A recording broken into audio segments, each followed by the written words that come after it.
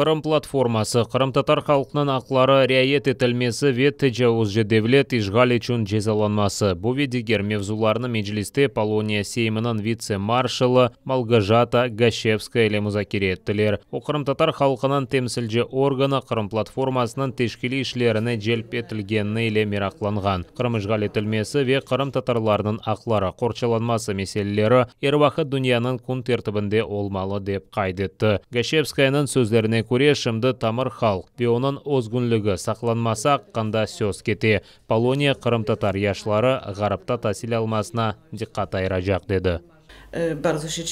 Ми обговорили дуже багато проєктів в різних царинах, які спрямовані конкретно на відновлення територіальної цілісності України, на звільнення Криму і також щодо забезпечення прав кримських татар, для яких зараз стоїть питання виживання та збереження власної культури для майбутніх поколінь.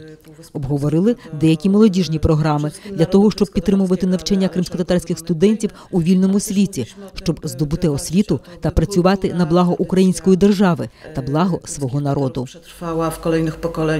Полония ве Балтық девлетлері Украинаның исчен иттифақдашлары. Гашевска Русия тәжауызы меселесінде яқшы малыматлы деп қайдетті Меджлис рейсі Рифат Чубаров. О ишғалжылерінің жинайетлері аққында халқара жинайы махкемеге малумат топламаға ярдым еті ве Қырым меселесіні Авропа севiyesінде көтере.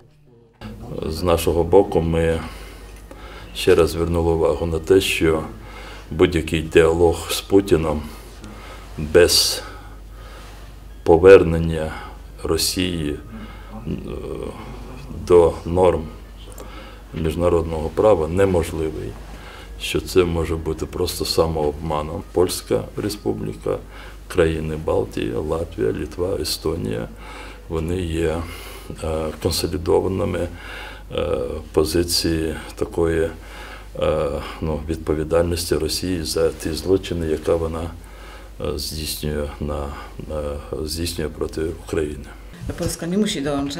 Польща від самого початку залучена до підтримки України в цілому у спротиві Російській Федерації та захисту прав кримських татар з метою відновлення міжнародного права. Малгажата Гашевска Украинаға 2 күнлік іш зияретінен келген қайдеткенне көре Люблин уч көшілік парламентлер ара саммитінде де иштирак етежек. Владислав Стужук, Ислам Пинка, Заман, АТР.